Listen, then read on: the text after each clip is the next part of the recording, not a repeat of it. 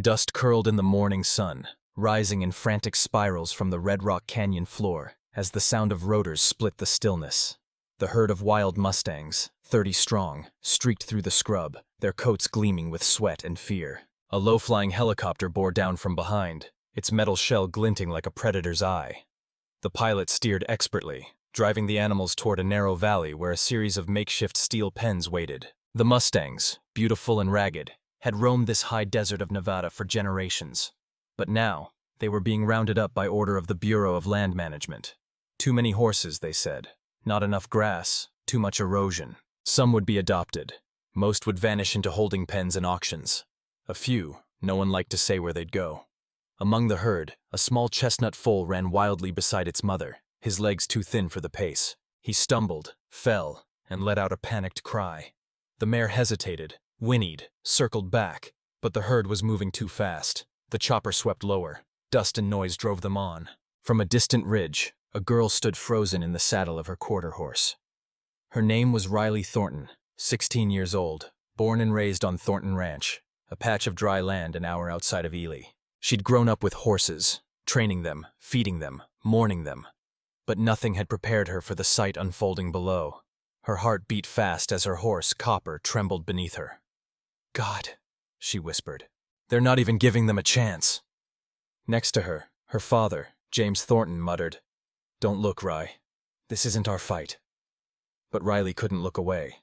Not when she saw the foal lying in the dust. "Dad, they're gonna trample him," she yelled. "He can't get up." "Riley." She was already moving. She kicked Copper into a gallop down the steep hillside, ignoring her father's shout. Rocks clattered beneath the gelding's hooves as they plunged toward the canyon floor. The pilot of the helicopter veered slightly, trying to redirect the horses. Riley rode straight through the dust storm, heart pounding, eyes watering. She pulled Copper to a sliding stop beside the fallen foal. The colt was bleeding from a cut above his eye and panting hard. Riley dismounted, crouched low, and cradled his head. His body was hot, too hot. "It's okay," she murmured. "You're okay now." The herd had passed. The chopper swung wide and hovered uncertainly as the pilot radioed in about the interruption. Riley ignored it. She gently lifted the foal, staggered under his weight, and heaved him across Copper's back, using an old rodeo rope to keep him steady. The foal kicked weakly. Her father caught up just as she was climbing back on. "You've lost your mind," he growled, face pale. "They'll fine us, maybe worse." "Let them," she snapped. "He'd be dead otherwise." They turned and galloped away before the pilot could land and say otherwise. The Mustang foal groaned and shifted but stayed on the saddle. Back at the ranch, Riley and her father laid the colt on a bed of hay in the old barn stall. He shivered, then thrashed when they tried to clean the wound. "He's got fight in him," James muttered. "That's something." Riley barely slept that night. She kept checking on the foal, naming him in her mind. Ash, for his coat the color of burnt copper, and for the smoke that still hung in her memory from the helicopter's passage. The next day, a white truck rolled up the dusty road. A man in a government windbreaker stepped out. Agent Dale Harmon. He was polite, grim-faced, and had the kind of authority that made James straighten his back and Riley clench her fists. "We've had reports," Dale said, "that a wild foal was taken from the roundup zone." James hesitated. He was abandoned. "Doesn't matter. Legally, he's federal property until processed." Riley stepped forward. "He was dying. You would have let him get crushed." Dale's eyes softened a bit, but his voice stayed firm. "I understand, miss. But if you want to keep him, there's a process. You can apply for adoption, but he'll have to be moved to the facility for now." "No," Riley said. Her father put a hand on her shoulder. "We'll do the paperwork," he said quietly. "But he's staying. We'll fight it if we have to." Dale didn't argue. He handed them a clipboard and said, "Then get ready for a fight." That night, Riley sat beside Ash, brushing his tangled mane. "They won't take you," she whispered. "I promise. And I'm not done. They took your whole herd. Maybe I can't stop all of it, but I'll find them, and I'll get them out." Ash blinked at her with big amber eyes. For the first time he whinnied, soft and trusting. Riley squeezed his neck and closed her eyes. The fight was only just beginning. The following weeks settled into an odd rhythm at the Thornton Ranch. Long days of spring chores, branding calves, mending fence lines, and at the center of it all, the slow, careful nurturing of a wild foal. Ash had healed quickly, thanks to Riley's near-constant care and the guidance of Doc Foster, the grizzled local vet who'd delivered every animal on their property for as long as Riley could remember. The cut above Ash's eye had crusted over, then softened and disappeared into a pale scar. He'd gained weight, steadied his legs, and had begun running. Wild circles in the paddock James had hastily reinforced with taller fencing. But his spirit, though calmer, remained sharp. He wouldn't let James near him. He bucked when Doc Foster approached with medicine. He tolerated Riley, barely. Only in the cool moments before dawn, when the dew still clung to the weeds and the world was still, would Ash nuzzle her arm or let her braid the growing strands of his mane.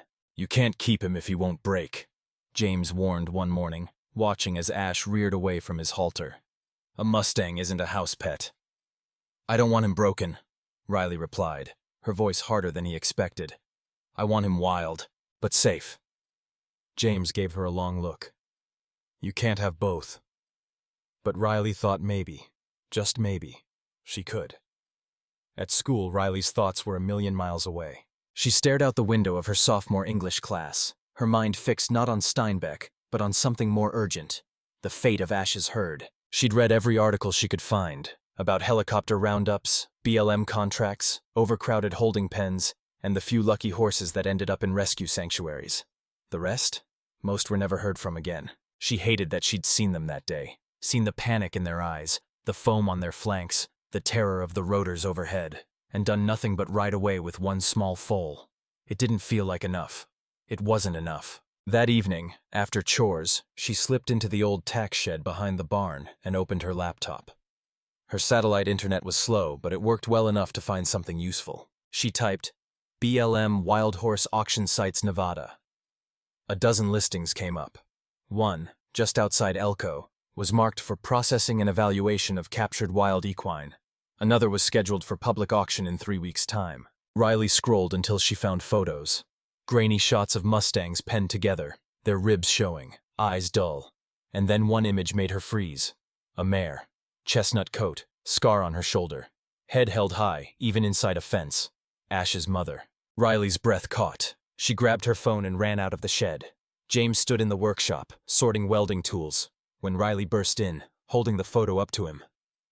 "It's her," she said breathlessly. "Ash's mom.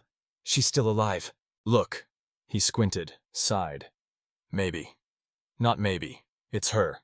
That auction in Elko is in 20 days. And we need to get her out." James turned back to his tools. "Do you know how much a Mustang goes for at auction, Rye? $50. "Maybe 100. You can't save them all." "I don't want to save them all. Just her. Just one more." James didn't answer. Riley's shoulders stiffened. "You said you'd help fight for Ash. Well, this is the fight." That night, she printed out the auction forms and folded them into her journal. She circled the date, June 3rd. The next 2 weeks passed in a blur. Riley did everything, worked at the ranch, volunteered at the local feed store for extra cash, and begged her mother to call in a favor with the vet who worked auctions down in Fallon. Her mother, weary-eyed and quiet from years of hard country life, didn't promise anything, but she gave Riley a nod that meant she'd try. On the ranch, Ash had started whinnying every time she walked outside. He followed her along the fence line like a shadow. Once he even let her drape a saddle blanket across his back without spooking. Riley took it as a sign. James watched it all from a distance, still silent, still grim. The night before the auction, Riley could barely sleep. She packed a small duffel bag, money she'd earned, a folder with documents, and a photo of Ash's mother. James had said nothing for days. Neither had her mother. Just as she zipped up the bag, she heard a knock on the doorframe. James stood there, arms crossed, holding a set of truck keys. "You'll need a trailer," he said. Riley's eyes widened. "You're coming?" "I ain't letting my daughter go halfway across the state alone to bid on a half-wild mare she saw one blurry photo of." She ran forward and hugged him before he could change his mind. "Thank you, Dad." He grumbled something about her being stubborn as a mule, but his hand lingered on her back for a moment. They left before dawn. The highway stretched out like a ribbon of gold and dust. Nevada was endless, wide skies and jagged ridgelines, sunrises that made you forget what day it was. They pulled into the Elko facility by mid-morning. A few dozen people milled about, some with trailers, some in government uniforms. The pens buzzed with low whinnies, the shuffle of hooves, the murmurs of buyers. Riley moved quickly from pen to pen, scanning every horse. Her heart raced with every chestnut mare that turned its head. Then, there, pen 4C. She stopped cold. It was her, Ash's mother. Her coat was dull, and she limped slightly, but her eyes were bright, defiant. "Number 142, Riley whispered. "I found you." She scribbled it on her form and headed for the bidding table. Her hands trembled. When the auction began, Riley sat on the bleachers, heart pounding. James stood beside her, arms folded. Lot 142 came up midway through. 6-year-old mare, unbranded, chestnut, injured shoulder, starting bid, $50. The room was silent. Riley raised her number. 50. Someone across the aisle raised theirs. 60. Riley gritted her teeth. 75. A pause. Then, 85. James muttered, "That's too high for a wild one." Riley raised her card again. 100. Silence. The gavel came down. "Sold. Lot 142 to bidder number 19. Riley exhaled and smiled. Back at the trailer, as they loaded the mare in, James said softly, "You know you can't keep her." "I know," Riley said, "but maybe she doesn't belong in a pen either." As the mare settled beside Ash in the quarantine paddock that evening, they sniffed each other through the bars. Riley watched, tears in her eyes. The herd wasn't whole, not yet. But this was a start. By the end of June, Thornton Ranch looked less like a working cattle operation and more like a makeshift Mustang sanctuary. Ash had grown fast, his legs stronger, his neck taller, and he now galloped with ease across the dry paddocks. He no longer tripped when he ran.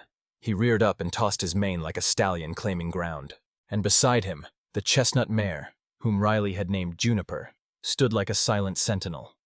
She remained wary of people, especially men. James gave her space, though he checked the fences twice a day now, as if he knew one kick from her would snap a rail clean off. "2 wild horses under our roof," he said one evening, watching the sun dip behind the hills. "If word gets around, we'll have strangers showing up to leave their own behind." "They're not under our roof," Riley answered, brushing dust off her jeans. "They're here until I figure out how to get them home." James raised a brow. "To where?" "Where they came from," she said simply. "Back to the land they ran on before the roundup." James snorted. "That land's fenced, leased, or dry as a bone. They were taken for a reason." Riley didn't answer, because even if he was right, she wasn't giving up. She spent every spare minute studying maps. Topographical overlays, grazing allotments, satellite imagery, whatever she could download from the patchy internet connection. She cross-referenced roundup sites with known water sources, wild herd zones, and seasonal migration paths. What she found broke her heart. The herd Ash and Juniper had come from had been labeled Herd Management Area Number 47A. On paper, it had once stretched over 400 square miles of scrubland and high desert. But over the last decade, sections had been leased for cattle grazing. Others had been sold for mining operations. The remainder had been fire-damaged or drought-stricken. Only a narrow corridor remained, maybe 20 square miles, still wild and unreachable by road. That was where the mustangs used to disappear in summer. Riley remembered it from when she was younger. A ridgeline so steep her father once blew a tire trying to hunt mule deer up there. Locals called it Thistle Basin, remote, windswept, and nearly forgotten. And it might be the only place left. But getting a herd there, that would be another story. Riley brought the idea to her mother first. Late one night, over cold leftover beans and weak coffee. "If we got the rest of the herd out of holding, we could guide them there. There's spring water up past the granite hills. The grazing's tough, but better than a pen." Her mother frowned. "And how would you get them out?" "Adopt them, or get them transferred. There are loopholes in the BLM contracts. I read about a sanctuary in Utah. They negotiated a herd transfer before. We could try." Her mother set down her spoon. "You want to take 30 untrained mustangs, drive them 50 miles across Canyonland, and set them loose?" "Yes," Riley said, "if it means they run free again." Her mother sighed. "That's a trail drive, a real one. You'd need volunteers, trucks, ATVs, maybe even a chopper to monitor from the air." "I can get people. I can talk to the rescue center in Ely." Maybe some of the ranchers who hate what the BLM's doing will help. And the government? I'll make it legal. I'll talk to Agent Harmon. Her mother rubbed her temples. Riley, you're 16. I know. Agent Dale Harmon didn't laugh when she called, but he didn't sound optimistic either. I admire your ambition, he said over the crackly line. But a coordinated herd relocation would take permits, health evaluations, brand documentation, months of paperwork. What if I adopt them? You're limited to 4 animals per person. Any more requires nonprofit status or affiliation with a sanctuary. You don't qualify. I'm working on it, Riley said quickly. I've already got 2. Can I at least apply to see the rest, just to ID the ones from their group? There was silence. Finally, he said, There's a holding facility in Winnemucca. Still has several from the 47A roundup. Come by Friday. I'll let them know you're coming. Friday arrived hot and heavy, the kind of day where the horizon blurred into the sand. Riley wore a long-sleeved shirt and a borrowed baseball cap from her mother. James loaned her the ranch truck without a word, though he did make her pack a flare and extra water. Winnemucca's BLM facility wasn't much more than fencing and dust. Rows of steel corrals stretched across the flat plain. Dozens of mustangs stood restlessly, their manes tangled, their eyes dull. A faint smell of hay, urine, and metal filled the air. A tech named Maya Castillo met her at the gate. She was young, mid-20s maybe, with wind-chapped cheeks and a clipboard too big for her arm. You're Riley Thornton? She asked. Riley nodded. I've got 6 mares and 4 colts tagged from 47A. We think they came from the same band as your foal, but none are branded. Can't confirm. I'll know them when I see them. They walked the pens. One by one, Riley peered through the bars. The horses were ragged, beaten-looking, and anxious. A few kicked at the fencing. Most just stood. Then she saw one. A tall black stallion with a jagged blaze across his face and a long, tangled mane. That one, she said. Maya looked at her sheet. Tag 3061. He's aggressive. Nearly broke a handler's leg last week. He's their lead stallion, Riley murmured. He protected them. She moved on. 2 mares with identical white socks. A dun colt with a twisted ear. A bay filly with a distinctive heart-shaped mark on her flank. Riley pointed. These 5, too. You think they're from the same band? I know it. Back at the ranch that night, she made a list. 10 mustangs, all from the same family band. The beginnings of a herd. She wrote at the top of the page, Return to Thistle Basin. Beneath it, a plan began to form. Contact local sanctuaries. Apply for temporary custody through rescue affiliation. Secure ATV horseback support. Get GPS collars for tracking. Prepare Thistle Basin. Water checks. Fencing gaps. Each step looked impossible. But Riley didn't stop. Because she believed in what she'd seen. Ash running beside Juniper. The spark in the black stallion's eyes. The way the herd moved as one, even in captivity.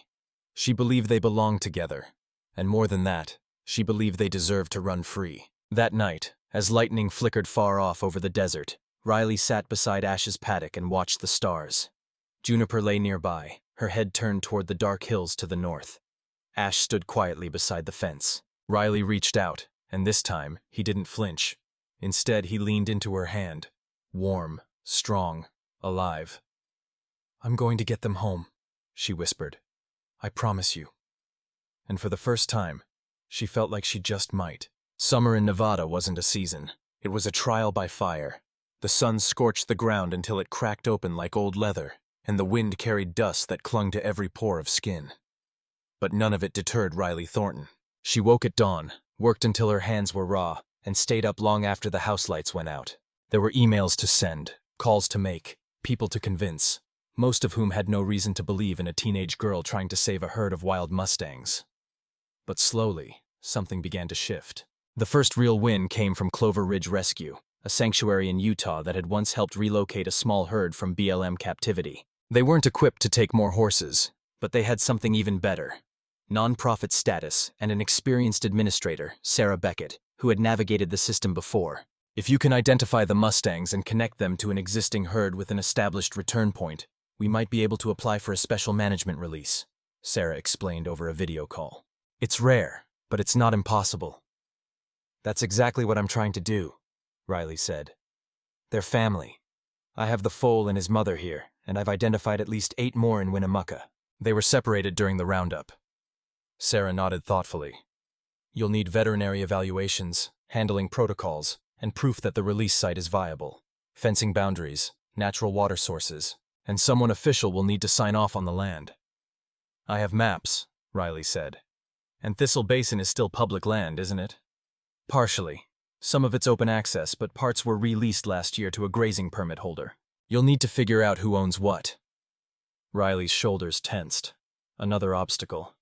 But Sarah smiled. Don't worry. I'll help. Email me the data you have. I'll start the paperwork. If you can get BLM to agree, I'll vouch for the herd's behavioral evaluation. For the first time in days, Riley allowed herself to smile. Her next call was to Agent Harmon. Let me guess, he said, sounding both amused and tired. You found a sanctuary? Yes, and we're applying for a controlled release. I have the data. I'll send you the satellite maps. You really don't give up, do you?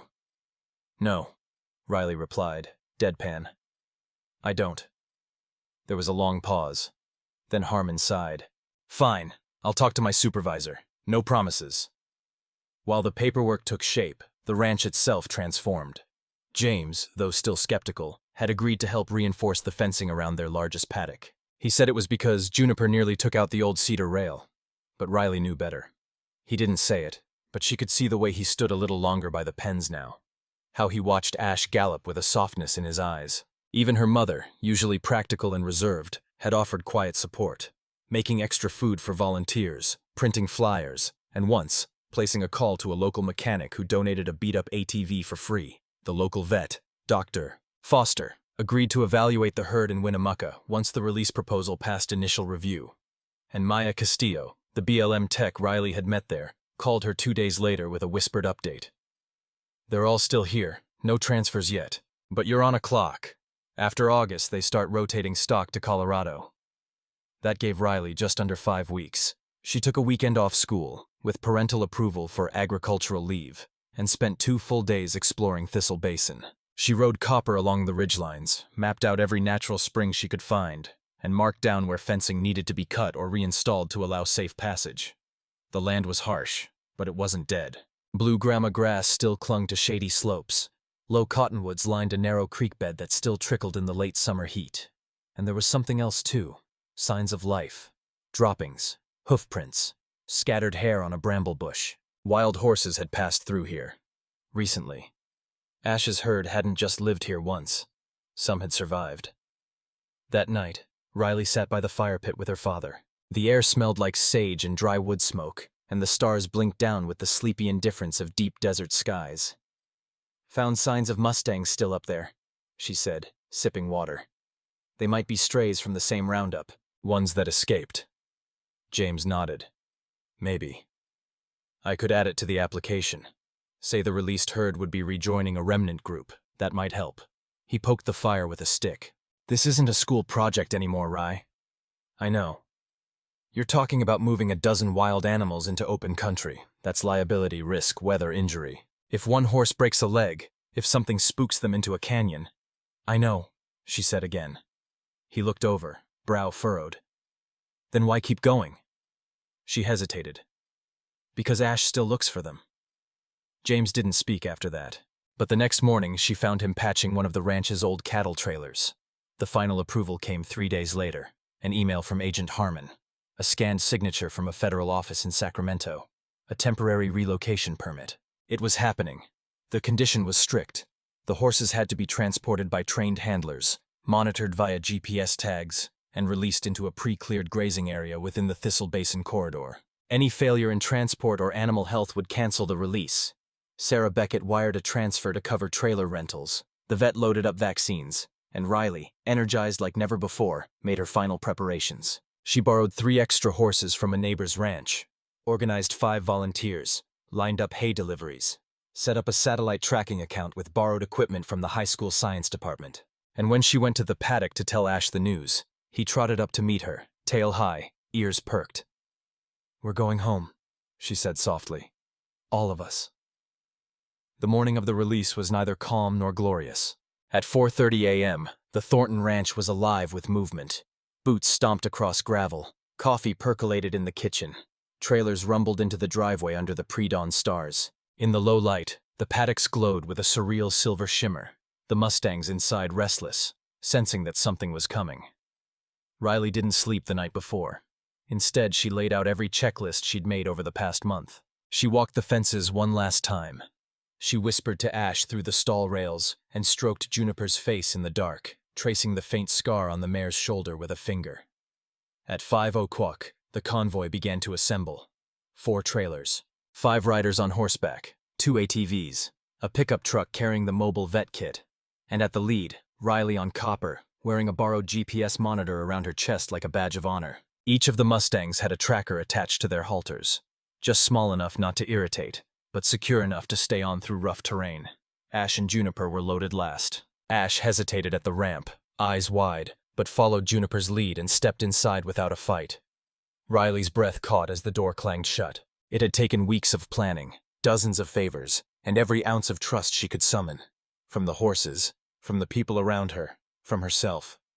Now came the real test. The route they chose to Thistle Basin wasn't a road. It was a strategy. The trucks would take the longest possible arc through state-maintained back roads, looping around the ridges, then cutting east toward the public land border. The horses would be released at a flat plateau called Deadman's Bluff, just above the basin. Meanwhile, Riley and the mounted crew would begin a slow ride into the higher elevations to scout the descent paths and set up temporary markers. Bright cloth tied to trees and brush, placed just far enough apart to be visible to a frightened mustang. The idea wasn't to herd them. No whips, no pushing. The goal was to guide. Let the horses feel they were choosing their direction. Let instinct take over. By noon, the sun burned high and hot, but the caravan kept moving. The BLM had issued a 2-day release window. After that, the permits expired and the horses would be impounded again. In the trailing truck, Agent Harmon himself rode in silence beside Dr. Foster. "You still think she's crazy?" the vet asked with a chuckle. Harmon looked out at the rising ridges. "I think she's 16. That's not an answer. It's the only one I have." At 2:43 p.m., the trailers arrived at the bluff. It wasn't much to look at, an expanse of dry earth overlooking a sloping juniper-dotted valley. But below it, a ribbon of green wound like a secret. The creek bed Riley had found weeks earlier, shaded by cottonwoods, bordered by hard dirt paths that even a wild horse could follow. "This is it," she whispered as she climbed down from copper. The volunteers fanned out. James, quiet as ever, parked the final trailer and walked to the rear gate. His hands trembled slightly as he unlatched the metal. "Ready?" he asked. Riley nodded. "Then do it." One by one, the mustangs were released. The first few bolted in panic, hooves pounding as they disappeared into the brush. But as more came out, something changed. The stallion from Winnemucca, tag 3061, now called Stone by Riley, strode into the clearing with his head high and ears pricked. He turned, spotted Juniper, and let out a deep, rolling call. Juniper answered instantly. Then, as if summoned by memory, the loose cluster of horses formed a rough circle, sniffing, nudging, calling. Recognition rippled through the herd. And then they ran, together, down the slope into the basin below. Ash galloped alongside his mother, legs flying, mane whipping in the wind. Riley watched, heart aching, as the entire herd vanished into the canyon mouth. It was beautiful. It was wild. It was exactly what she'd dreamed of. But the moment didn't last. At 5:10 p.m., an ATV screeched to a halt beside the vet truck. A man in dusty jeans and an oversized ball cap jumped out. "We got a problem," he said. "Fence down on the western slope." Riley turned. "What fence?" "Old cattle wire. I thought it was cleared. It's not. If they follow the slope too far west, they'll end up in Dry Creek Range, private land. Fence tight. One of them gets tangled." He didn't finish. Riley was already mounting copper. "Radio the others," she said. "We'll cut across the ridge. Try to head them off." Harmon moved forward. "You're not chasing wild horses, Thornton. Not on this terrain." "I'm not chasing. I'm guiding," she snapped. Then she was gone, riding hard, straight into the sun. The western slope was mean ground, loose rock, patches of brittle grass, and sudden drops that could snap a leg. Riley pushed copper hard, sweat streaking her back, fingers clenched on the reins. Ahead, she caught sight of movement, dust trails, glints of bay and chestnut. They were veering off course. Come on, she urged. She reached the fence just ahead of the herd. It was rusted, sagging in places, but deadly. Old barbed wire, meant for cattle, not horses. If they ran into it at speed. Riley leapt from copper, yanked the fencing apart with a borrowed pair of cutters. The wire groaned, fell, coiled like a snake. Just as Stone burst into view at the ridge, he paused. Behind him, Juniper stepped into the clearing, followed by Ash and 2 others. The herd was here. Riley held her arms out, standing between them and the broken fence. "Not this way," she said softly. "This way." She stepped slowly, to the left, toward a narrow arroyo she'd seen on the topo map. A safe path back to the basin. Stone watched her, ears flicked, legs tensed. Then he turned. The herd followed. By sundown, the mustangs were gone, deep into Thistle Basin. Safe. The GPS monitors pinged their new location in bursts of color on the vet's laptop. The herd had moved nearly 2 miles into the canyon and stopped near water. "Textbook behavior," Dr. Foster said, grinning. Agent Harmon removed his sunglasses. "I'll file the final report tonight. I'll include the fence issue and your response time. For the record, that was damn fast." Riley sat on the trailer's edge, exhausted, legs shaking. "They're safe," she whispered. "For now," James said, handing her a bottle of water. "But wild doesn't mean forever. You know that." "I know," Riley replied. But in her heart, she knew something else. For the first time since the helicopters came, Ash's herd was whole, and they were home. A week passed, then 2. The mustangs remained in Thistle Basin, clustered around the creek and narrow ridgelines like Riley had hoped.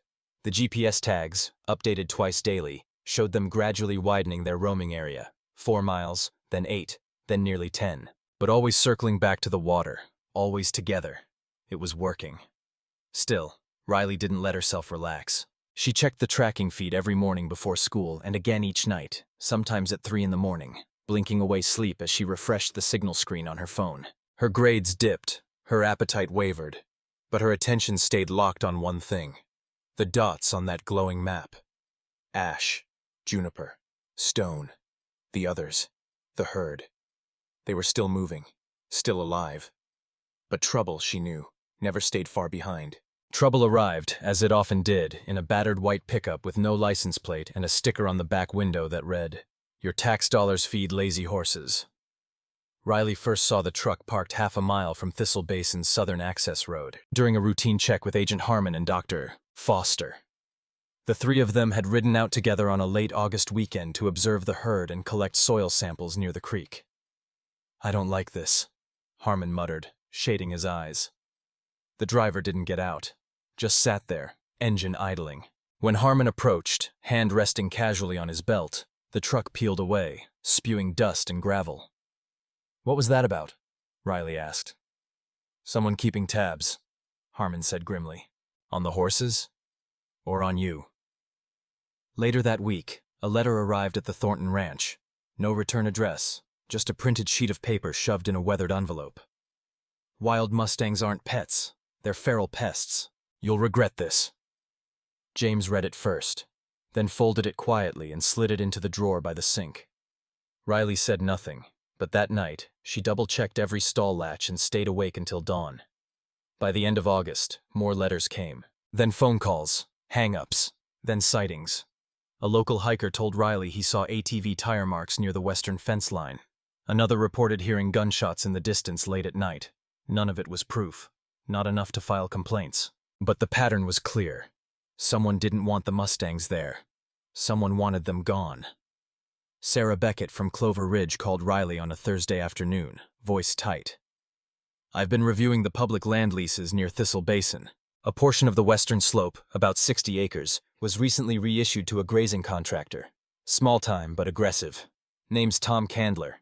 He's known for fighting wild equine protection in Utah." "Do you think it's him?" Riley asked. "No way to say for sure, but his allotment cuts right along the ridge the herd is approaching. If the mustangs cross that line, even by a few feet, he can file for interference." "With what?" "With his cattle." Riley's throat tightened. "There are no cattle up there." "Doesn't matter. If he holds the permit, he can claim damage, demand removal." Sarah paused. Or worse. Riley went back to Thistle Basin that weekend, alone. She took only copper, a pair of binoculars, and a thermal blanket. Her parents didn't know. She told them she was sleeping over at a friend's. In truth, she rode out at midnight and set up camp on a ridge near the creek. She lay flat beneath the stars, watching. At 3:14 a.m., the mustangs emerged, ghost-like shapes under moonlight, hooves barely whispering against the earth. Ash was taller now, his legs long, chest filling out. He walked beside Juniper and a young mare Riley had nicknamed Ivy for her streaked gray coat. They moved quietly, slowly, unafraid. Riley breathed out, her chest tight with awe. And then she saw them. On the opposite ridge, two figures, one standing beside a vehicle, one kneeling, rifle slung over his back. Her blood ran cold. She didn't move, didn't breathe, just watched. The kneeling man lifted something, binoculars maybe, or a scope. He scanned the canyon. Then, without warning, he stood and began walking down toward the herd. Riley grabbed her flashlight, flicked it 3 times toward the herd. 1, 2, 3. A signal she'd practiced with Dr. Foster. A warning. The horses lifted their heads, tensed, then turned in unison and vanished into the trees. The man stopped, clearly startled, then turned and disappeared into the dark. Riley waited until sunrise before riding down. She found nothing. No boot prints. No vehicle. But she knew what she saw. By Monday, Harmon had opened an informal investigation. "I can't make an arrest on a flashlight and a bad silhouette," he told her, "but I can file a proximity notice. If we catch anyone on the federal section without cause, it's a trespass violation." Riley nodded, jaw clenched. "That won't stop them." "No," Harmon agreed. "But this might." He handed her a small parcel. Trail cameras. Infrared, motion sensitive, 2-week battery life. Place them wisely. Riley grinned despite the fear pressing on her chest. "Thanks." Over the next few days, she and James installed 4 cameras along the perimeter of the basin. 2 facing the ridge, 1 facing the old cattle fence, and 1 hidden near the creek. They captured footage of rabbits, hawks, a stray dog. And then, one night, just after 2:00 a.m., the camera near the fence triggered. The footage was grainy, but clear enough. A figure, male, tall, carrying bolt cutters. A second figure followed, shorter, thinner, dragging something heavy. Then the fence fell, and the men vanished into the dark. Riley watched the footage 10 times. Then she packed her laptop, drove to the BLM office in Ely, and slammed it down on Harmon's desk. "This is proof," she said. "This is sabotage." Harmon studied the footage, sighed, then nodded slowly. "It's enough." By Friday, the sheriff had been called in. The leaseholder on the adjacent land, Tom Candler, was questioned but not charged. No direct evidence linked him. No license plate, no faces. But the cameras stayed, and patrols were scheduled. The mustangs kept moving, still together, still alive. But now, they were being watched, and Riley knew the real fight had just begun. September began with thunderheads building in the distance and tensions rising at Thornton Ranch. The days grew shorter, but not cooler. Nevada's sky hung low and heavy, the kind that could hold either rain or fire. And lately, it was leaning toward fire. On the 3rd day of the month, lightning struck dry sagebrush in the northwest corner of Thistle Basin. Riley saw the smoke first from her bedroom window. A thin, dark line just above the ridge, smearing the sky like a charcoal bruise. She ran outside barefoot, heart pounding. By noon, the fire was already moving, not fast but determined, crawling along dry grasses, igniting the brittle limbs of junipers as if they were matchsticks. The basin was burning. The emergency call reached the BLM before sundown. Fire crews were dispatched from Ely, and a temporary burn perimeter was declared around the western section of Thistle Basin. But it wasn't the land Riley was worried about. It was the horses. Agent Harmon called just before sunset. "The fire's headed south," he told her, voice tight. "If the wind shifts, it could cut across the creek area. That's where the herd's been staying. Then we need to move them. We don't move wild horses, Riley, especially not in a fire zone." "Then I'll do it. Don't even think about it." But she'd already ended the call. James didn't argue this time. He just met her at the gate with Copper already saddled and a canteen slung over the saddle horn. "You know they might not listen to you," he said. "I have to try." He nodded once. I'll monitor from the ridge. You've got 3 hours before the wind shifts.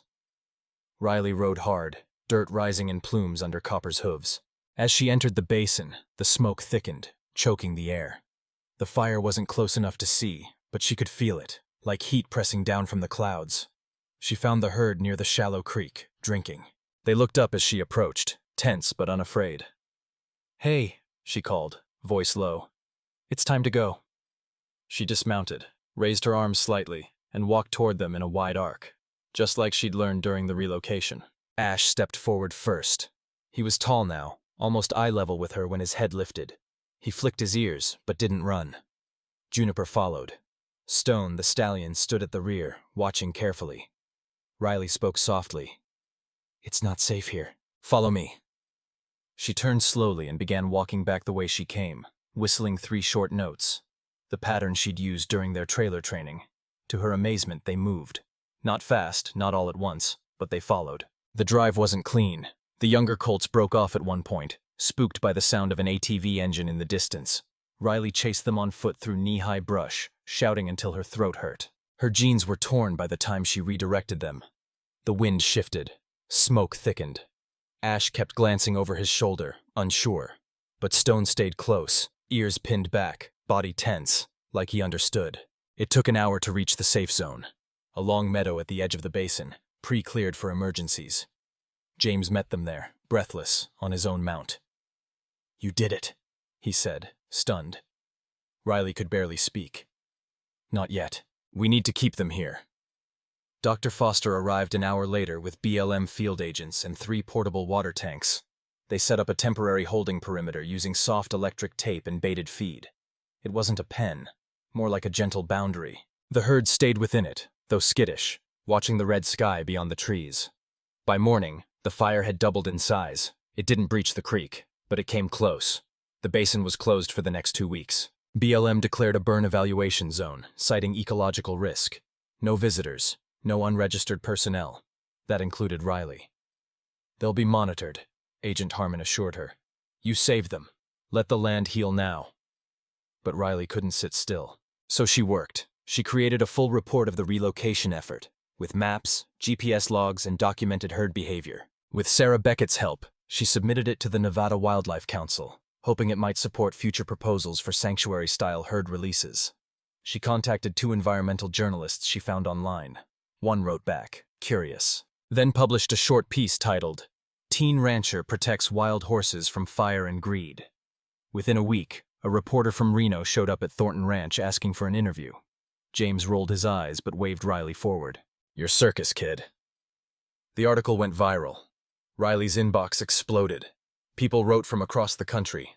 Teachers, horse owners, teenagers, even retirees who remembered seeing wild mustangs in their childhood. One message stood out. My name is Michael Laird. I used to run a sanctuary in southern Arizona before I retired. I still have the land. If you're ever in trouble, it's yours. Another came from a group called Free Range Foundation, offering to sponsor GPS tags for 6 more mustangs. It was overwhelming, but also something else. Hopeful. Not all the feedback was kind. Cattlemen's forums filled with angry posts. Someone posted an edited image of Riley with the words, feral lover, pasted across her face. Another anonymous commenter suggested the fire was her fault, that she'd lured the horses into the blaze for publicity. She didn't cry, but she didn't sleep either. One evening, just as the sun dipped low behind the ridge, Juniper returned to the edge of Thornton Ranch. No one saw her arrive, but when Riley stepped outside to feed Copper, she froze. Juniper stood alone near the front fence, silent, watching the barn. Riley didn't move, just stood there, eyes wide, tears pricking at the corners. Juniper took 2 slow steps forward, nickered softly, then turned and vanished into the dark. Riley sank to her knees in the dust. She understood. The herd was still out there, and they remembered. October brought cooler nights, but the fire still smoldered in patches throughout Thistle Basin's western slopes. The BLM kept the access roads restricted under the banner of post-burn ecological assessment, and the mustangs, though safe, were increasingly hemmed in. The creek remained untouched, but the herd's movement had been shrinking. GPS trackers showed the same path again and again, a tight crescent moon around the safe zone. Riley didn't like it. They're staying too close to the water. she told Agent Harmon during a call. They're herd animals, not prisoners. They're choosing caution, Harmon replied. That's natural after fire. Or they're scared of something else. There was a pause. You think someone's been back? I know it. In late October, Riley received another anonymous envelope. Inside, a printed photo of the herd, zoomed in from a distance. Ash in profile. Juniper with head lowered. Stone behind them. Across the back, someone had scrawled in permanent marker, "Wild things wander, or they vanish." Her hands trembled. Her stomach twisted. She handed the envelope to her father without a word. James looked at the photo for a long time, then tucked it under the toaster. "I'll patrol the fence line tomorrow." The next morning, James found something. 4 fence poles cut clean near the base, freshly sawed. 2 salt blocks placed near a cattle gate, not standard BLM issue. And tire tracks, big ones, wide tread, heading toward the private land boundary. Riley came out in gloves and boots before he even finished radioing Harmon. "You're not going alone," she said. James just handed her a thermos and nodded. They followed the tracks for 3 miles before finding the sign. Literally, a hand-painted wooden board hammered into a juniper post. Candler Ranch. No trespassing. No feral horses. James stood in front of it, jaw tight. "So it's him," Riley muttered. James didn't reply, but his eyes said everything. They turned back. The next few days passed with unease. The horses stayed close to the creek, visible from the high ridge. Riley watched them daily through binoculars, noting behaviors, charting distance, comparing paths. Then, one morning, the tracker tied to Stone went silent. Just a blank dot on the feed. Riley rebooted the app, refreshed the signal tower. Nothing. Then Juniper's signal flickered, then disappeared. Panic surged in her chest like lightning. She mounted Copper in under 3 minutes. James tried to follow, but Riley was already gone. Galloping hard through scrub and dust, tears biting at her eyes, breath ragged. She reached the edge of the creek in 40 minutes. Silence. No hooves, no movement. Just the cold hush of an autumn morning. She dismounted, crept through the brush, and paused. Then she saw them. Ash. Alone. Standing near a patch of torn fencing, blood on his shoulder, shaking. Riley's breath caught. Where were the others? Ash bolted when she stepped forward. Not away, but toward her. She dropped to one knee. He slowed, stopped, then collapsed, breathing hard, ribs heaving. Riley touched his neck. His skin burned. Blood trickled down his left haunch, thin but steady. A clean slash, not deep, but man-made. Barbed wire or something worse. She turned, scanning the horizon, heart pounding, a shimmer of dust, a vehicle, white, distant, watching. James reached her 10 minutes later. By then she'd bandaged Ash's leg with a ripped strip of her shirt and poured water down his throat from a bootleg canteen. "They're gone," she whispered when he approached. James helped lift Ash into the makeshift sling between Copper and his own horse. "We'll find them," he said. "We will." Agent Harmon arrived at the ranch that evening with a printed aerial from a recent satellite pass. It showed 4 large animal trailers parked outside a remote barn on the Candler lease. "Do you think he took them?" Riley asked. "I think he trespassed and baited them over the line." "Can we get them back?" Harmon looked tired. "If he claims they crossed onto his grazing land, we're looking at a legal standoff. Could be weeks, maybe longer." "But they're not his," Riley snapped. "No," Harmon agreed. "They're yours. You have the release permits, the GPS logs, veterinary claims. This isn't 1995. There's a paper trail now. But not if he moves them out of state." Harmon's expression darkened. "Then we better act fast." That night, Riley and James sat in the barn with Ash. The foal, now nearly full-grown, lay on a bed of hay, his eyes flicking with exhaustion. Juniper, Stone, Ivy, the others, gone. "I want to go after them," Riley whispered. James rubbed his palms together slowly. "If we go in guns blazing, we lose everything," he said. "Your permits, the land, the whole damn program. Then we need another way." Riley stood and grabbed her phone. "I'm calling Sarah." Sarah Beckett was ready. "I have media contacts. They owe me favors. If you go public, you'll make noise." "But will it bring them back?" "Not immediately, but it'll bring attention. And with pressure comes action. Government doesn't move unless someone's watching. Riley hesitated. She hated the spotlight, but she hated cages more. Okay, she said. Let's do it. The next morning, the headlines read, "Wild mustangs rescued from fire now missing. Suspected rancher theft under investigation." Photos of Riley with Ash, quotes from Dr. Foster, screenshots of GPS trails, a copy of the permit, a clip from the fire report. Social media erupted. Some called her a hero, others called her naive. But one thing became clear. Everyone was watching. By sunset, Agent Harmon called with news. "We got a warrant. We're going in at first light." Riley gripped the phone tight. "Will you bring them home?" "If they're there, yeah." That night, she sat by Ash again. His head rested on her lap, breathing slow, calm. She whispered softly, "They're coming back. I'll bring them home, just like I brought you." And in the silence, beneath the soft shuffle of hay, Ash let out a gentle, tired whinny. The sun hadn't yet crested the mountains when the convoy rolled out of Ely. 2 BLM trucks, a sheriff's vehicle, 1 livestock trailer, and Agent Harmon in the lead. It was quiet inside the cab. Too quiet. Riley sat beside Harmon, staring out the window, clutching her notebook like it was a lifeline. Her palms were damp. She hadn't slept. Neither had Ash, pacing restlessly in his stall after a night of half-conscious circles. Behind them, James followed in the family truck, hauling an empty horse trailer. He didn't say much, but when they'd left the ranch, he'd placed his hand on Riley's shoulder and said, "Let's bring them home." Now they headed toward the edge of the Candler lease, the part of land Riley had memorized like the lines on her palm. The land where she'd seen the tire tracks, where Ash had bled, where the herd had vanished. The moment of truth had come. At 6:34 a.m. they reached the gates. A large, weathered sign reading, "Candler Livestock and Range Services," hung from a bent iron arch. It was chipped, crooked, and coated in red dust. The sheriff, a tall, aging man named Deputy McCrae, stepped out first and walked toward the gatehouse. A man met him there, broad-shouldered, ruddy-faced, with a scowl that had carved permanent lines into his jaw. Tom Candler. "I already told you," Candler said. "I haven't touched your mustangs." "They were GPS tagged," Harmon said flatly, stepping beside the deputy. "We've got their movement logs, time-stamped. Their signals went dead 20 yards from your barn. You want to try a different story?" Candler looked past them, at Riley. "Bringing the kid, huh?" he sneered.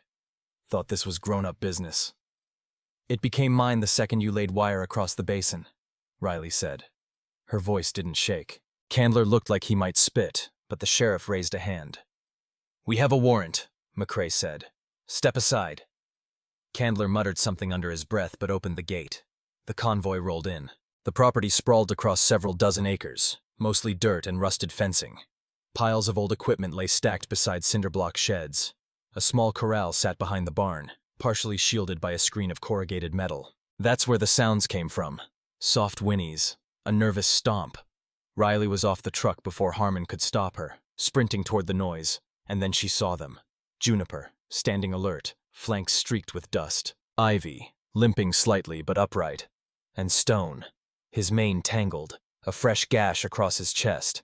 In all, 7 mustangs huddled together inside a makeshift corral reinforced with steel panels. "They're here," Riley gasped. McCrae nodded. "Livestock seizure confirmed." "Under what charge?" Candler growled. "Unlawful detention of federal property," Harmon said, "and interference with a protected relocation." "That's horse crap," Candler shouted. "They walked onto my land." "You lured them," Riley snapped. "Salt blocks, barbed fencing. You knew what you were doing." "Can't prove that." "Yes, I can." She pulled out her notebook. GPS logs, satellite photos, anonymous tips, and video from my trail cams showing men cutting fence, men who match your employees. Candler's lips twitched, but he said nothing. The next hour moved fast. The mustangs were examined, tagged, and loaded into James's trailer. Stone resisted, eyes wild, but calmed when he saw Juniper step inside first. Riley held the gate open, heart pounding. When the trailer door finally latched, she leaned her head against it and whispered, "You're safe now." Candler stood at a distance, arms crossed, scowling. "I'll sue every one of you," he shouted. You'll regret crossing me. Harmon didn't flinch. I'd be more worried about federal charges, Tom. The convoy turned around. The gates closed behind them, and Candler's empire of wire and dust shrank in the rearview mirror. They returned to Thornton Ranch just after noon. Ash let out a long, piercing call the moment he saw the trailer. Juniper answered before the doors even opened. The reunion was chaotic. Dust, hooves, excited whinnies, nervous circling. But within minutes, the herd fell back into rhythm. Stone trotted the perimeter. Ivy nuzzled Ash. The colts bunched together like siblings reuniting after a storm. "They're really back," Riley whispered. Dr. Foster arrived later that day to treat the cuts and abrasions. He pronounced them all healthy enough, though he noted stress and dehydration. No telling what they were fed in there. Riley didn't ask. She didn't want to know. The story didn't end there. By the next morning, national outlets had picked up the report. Wild horse heist stopped in Nevada became a trending headline. Interviews were requested. Profiles were written. Animal welfare organizations began calling Thornton Ranch with donations and offers of help. Sarah Beckett emailed a single sentence: "You did it." And yet Riley didn't feel triumphant. Not completely. She walked the edge of the ranch fence that evening, watching the herd graze in the golden light. They looked peaceful, whole. But she knew how fragile that peace was. A missed fence post, a broken permit, a man like Candler with a grudge and a rifle. It wouldn't take much. James joined her at the fence line, silent for a moment. Then he said, "You know they can't stay here forever." "I know. Winter's coming. Feed's expensive. This land isn't built for a herd." "I'm not asking to keep them," Riley said quietly. "Just to give them a chance." James looked out at the ridge. "They need a permanent home." She nodded. "They need land. Real land. Protected." "You gonna fight for that too?" "Yes," she said. He smiled faintly. "Then I'll help." The next day, she began writing letters, dozens of them, to conservation trusts, to legislators, to donors, to landowners, requesting one thing: a sanctuary, not a corral, not a lease, but a forever home, a place where mustangs like Ash, like Juniper, like Stone, could live wild and free. No helicopters, no fences, no men with salt and barbed wire. She didn't know where it would be, or how long it would take, but she knew one thing: she wasn't done. Not yet. The first snow arrived in late November. Light, hesitant flakes that melted on contact with the ground but dusted the roofs and fences in a soft white shimmer. Thornton Ranch quieted under the weight of it. The cattle were corralled for the season. The mustangs huddled closer each night. Ash's coat had thickened, the chestnut burnished with silver winter fuzz. Even Stone moved slower now, his injured shoulder healing but stiff in the cold. But while the land quieted, Riley didn't. Each morning she woke before dawn and sent emails from the kitchen table, bundled in a flannel hoodie, a steaming mug of coffee untouched beside her. She was corresponding now with state legislators, environmental lobbyists, sanctuary directors from Arizona, Oregon, even Montana. A woman from a conservation group in Colorado named Harper Quinn had become a frequent voice in her inbox. Harper had the thing Riley needed most: access, land, funds, political leverage, and a vision. 1,000 acres outside Durango, Harper wrote, unfenced, owned by a conservation trust. They've been looking for a symbol to launch their new wildlife corridor initiative. Riley read that line 3 times before replying. What if I have 12 mustangs looking for exactly that? It took 3 weeks for Harper to arrange a site visit, 2 more for approval from the trust board. Riley held her breath with every passing day, afraid it would fall apart again. But it didn't. On the 2nd day of December, Harper and 2 land agents arrived at Thornton Ranch in a dust-coated SUV. She stepped out wearing hiking boots, denim, and a gray wool coat. Mid-30s, calm voice, clear eyes. She shook Riley's hand like she meant it. "We've followed your story," she said, "and your horses are extraordinary." "They're not mine," Riley replied. "They're themselves." Harper smiled. "Even better." They toured the herd enclosure as snow began to fall in earnest. Juniper watched them with cool curiosity. Ivy and the colts stayed huddled by the windbreak, but Ash walked straight to Riley and stood tall. "This one," Harper said softly, "was the beginning?" Riley nodded. "He's the reason I knew they mattered." By Christmas, it was done. The trust signed an agreement, permanent sanctuary rights for the herd. No fences, no riders, no interference. Medical checkups twice a year. GPS monitoring optional after the first season. Legal protection under the Colorado Wildlife Management Act. 12 mustangs, 1 new life. The only condition, transport must be handled safely. No helicopters, no confinement trailers. Just a soft release into the open valley south of Durango, timed for early spring when the snow melted and the highlands bloomed. It was perfect. It was everything Riley had hoped for. Saying goodbye was another matter. March arrived with the smell of thaw and the distant caw of returning crows. The herd had spent the winter growing strong. Ash had filled out, muscle stretching across his frame like a blueprint for a stallion in the making. His limp was gone. His eyes were sharp. Riley spent her nights beside their enclosure, memorizing them. Juniper's stillness, Ivy's gentleness, Stone's strength, and Ash, who had once been nothing more than a shivering body in the dust, now ran like wind and thunder down the ridge at sunset. When the day came to move them, the ranch gathered quietly. James hitched the trailer. Doctor Foster brought final vaccines. Sarah Beckett drove in from Utah to witness the last leg. Harper stood by with her team, clipboard in hand. No press, no noise, just the people who had made it real. At the release site, Blue Hollow Valley, the grass had begun to return in pale, brave patches. Snow still lingered along the tree lines, but the wind was gentle, the air crisp. The trailers opened one by one. Stone exited first, tossing his head, tasting the wind. Ivy followed, skittish but determined. Then the others. Finally, Ash stepped out last. He paused, turned his head back to Riley, and for a moment, she swore he remembered everything. Then he ran, and the herd ran with him. Across the open valley, hooves churning the earth, tails high, bodies alive. They vanished into the trees. Free. Truly, finally free. Riley stood at the edge of the field, heart torn open in the most beautiful way. She wanted to laugh and cry and scream and run after them. But she stayed, because it was their time now, not hers. Later that evening, as the sun dipped low behind the mountains, Harper stood beside her on the ridge. "You'll come back?" she asked. Riley smiled. "If they'll have me, they'll remember." That night, Riley returned home to Nevada. The paddocks were empty, the barn still. But in her chest, light.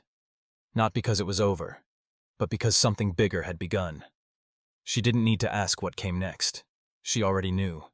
There were more herds, more valleys, more fences to tear down, and she would be there, every time.